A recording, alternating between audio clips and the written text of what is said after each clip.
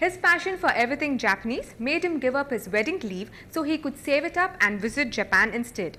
Let's witness Nihon no Omoshiri Kite no Story, which means Japan's interesting stamp story with the philatelist Mr. Ranganathan.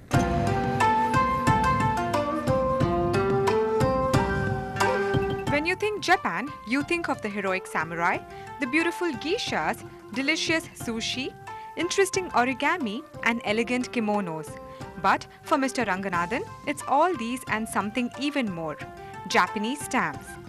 A direct reflection of history and culture, most stamps he showed us are beautiful in their simplicity. It's no wonder that these stamps are sought after by serious stamp collectors.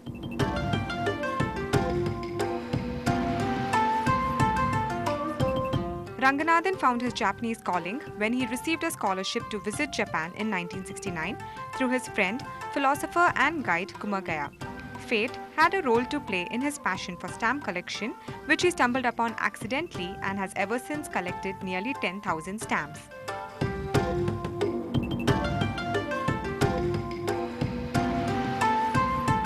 This process of collecting stamps is very accidental. 2002 was declared as the 50th year of Indo-Japan diplomatic relationship, and then we planned year-long activities. One of them was a stamp exhibition. But unfortunately, the friend who promised, he had to urgently leave due to his own family reasons to US. So we have no other go except to jump into stamp collecting by ourselves, and we really made a mess of it. And thanks to my guru, Mr. Balakrishna Das, the president of South India Philatelic Association, at least started knowing what is stamp collection, what is philately, the difference between the two of them.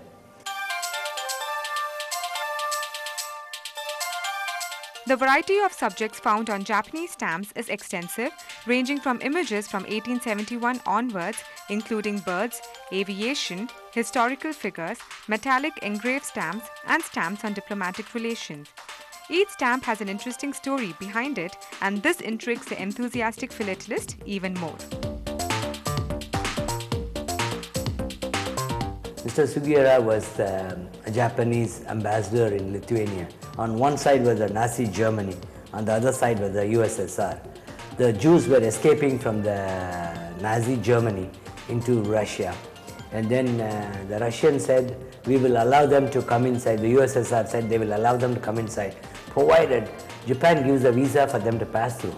He signed something like 4,000 plus visas, and his wife was massaging his fingers and feeding him, and he was still signing till his train. He was called back to Japan, and till the train carried him, he threw the last visa signed and then threw it from the train. During the end of 20th century, Japan released 20th century museum stamps, and the Sugiura finds a place in one of those stamps. Stories too are exhaustive, like his stamp collection, ranging from folk tales about a young man rescuing an injured crane to stories on the Meiji Emperor to stamps for condolences and greetings. And the source for these stamps comes not only from Japan but from the world over. I have a lot of friends in Japan, number one. Number two, eBay. Third is Japan Post. You know, it has opened itself so that you could, using your own credit card, you can buy stamps, which they will send it to a Japanese address. Since we have an office in Japan, so I ask them to mail it using my credit card. I buy the new stamps, they mail it, and then my office sends it back to me here. So that way we are almost current with whatever has been released there, we are able to buy.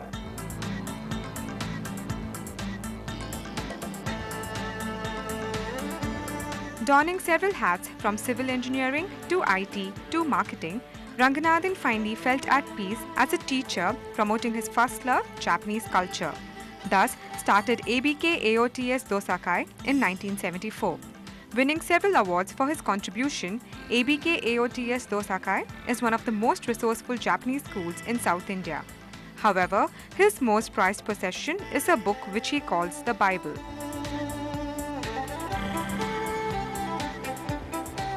See, there is a stamp catalogue. Every year there is a stamp catalogue released. They add all the new stamps that are coming up, you know. This is like a philatelist's Bible, I would say. You have to just look at it and say what are the new stamps.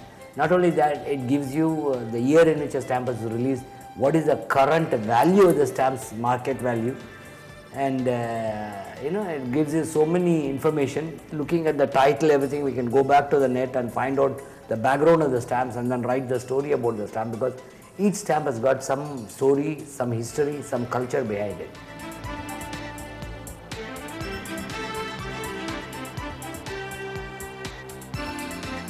The future of these wonderful treasures seems bleak as the art of writing letters is dying a slow death due to the emerging growth in computer and technology.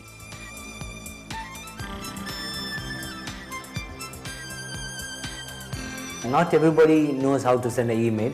I would still, as a grandfather, like to see a small letter with a crinkle from my grandson or granddaughter written from abroad and posted to me. I will value it, possess it as a great. So people still will need letters. A letter cannot be replaced by. We have beautiful restaurants coming up. It does not mean that we have stopped cooking food at home.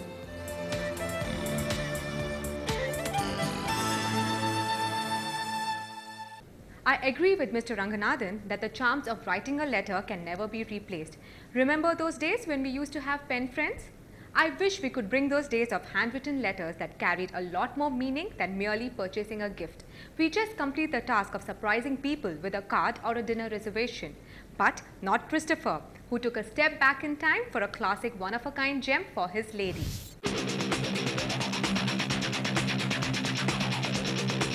From a pile of junk evolved this precious jewel, a token of love for Jacqueline from her better half Christopher.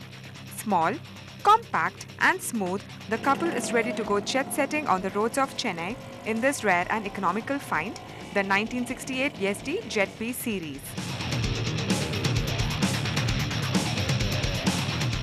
Actually, I was fortunate enough to chance upon this bike when I went to get my watch repaired. The gentleman by the name of Mr. Tirunava Karsu owned this bike for many years, and he was reluctant actually to part with it even though it was a pile of junk. So after a couple of days he called me and said, okay, I am willing to part with it, so you can come and take it. So I paid him 2,000 rupees and took it as a pile of junk from him.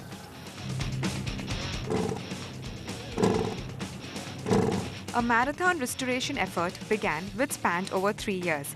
Discovering interesting features like the interchangeable front and back wheel hub, Christopher set off looking for original parts from Mysore to Pudupet and even far-flung places like Czechoslovakia.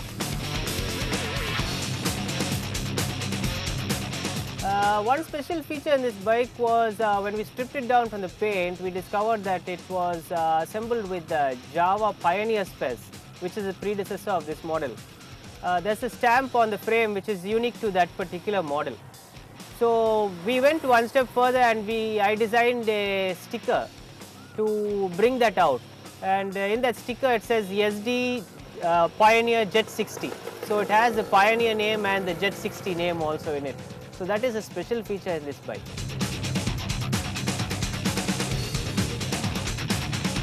Ensuring that the 3-stroke 60cc YesD was fit to hit the road, Christopher replaced the wheel rims with TVS XL Super rims, the engine bow piston, headlight switch, tail light, fork assembly, number plate and footrest rubbers. All this with the help of like-minded individuals who share the same passion for bikes.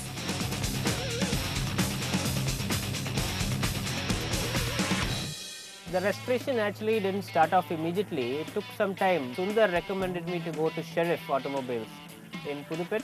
He is exclusively for Java and YesD. From there on, I took it to my tinker, Mr. Koti, and both of us sat down together, and from description given by my father and pictures of other bikes, we started to build this bike from scratch. Finally, from there we packed it up, took it to Shekhar and asked him to assemble it. And Gavin sourced these parts for me, parts like the headlight switch, the silencer, the clutch plates and things like that, which were not available here. Gavin sent to me from Mysore.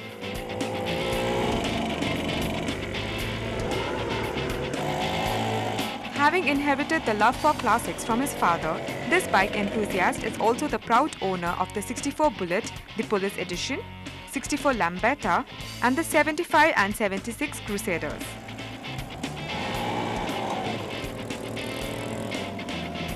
There are a lot of good memories I have on my father's MSB 144. In the olden days, I suppose you could ride about Chennai with 4 people on the bike and it wouldn't be a problem because there was not so much traffic. So that's how we used to travel. The MSB 144 was a great inspiration to me, and if I could really find that bike today, it would be the happiest moment for me. And it would be like a crowning moment in my collection, where I could restore that bike and present it to my father. Christopher painstakingly worked on resurrecting the YesD to its former glory, winning his wife's admiration. The compact YesD jet was ideal for Jacqueline, who had no idea about this jet setter.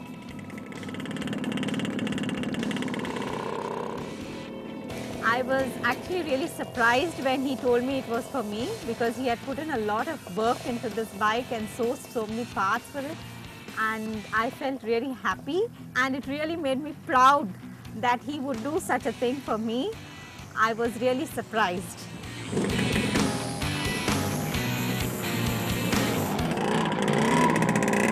The once junk pile, the 1968 YesD, is now the pride of Christopher and Jacqueline's garage, and the couple can be spotted cruising through the city in one of the best-known motorcycles of the yesteryear. Christopher is working on several interesting future projects, and he has promised to showcase these one-of-a-kind bikes on our show very soon. If you have such interesting stories that you would like us to feature, write to feedback@ndtv-hindu.com. We will be back next week with more stories of our evergreen metro.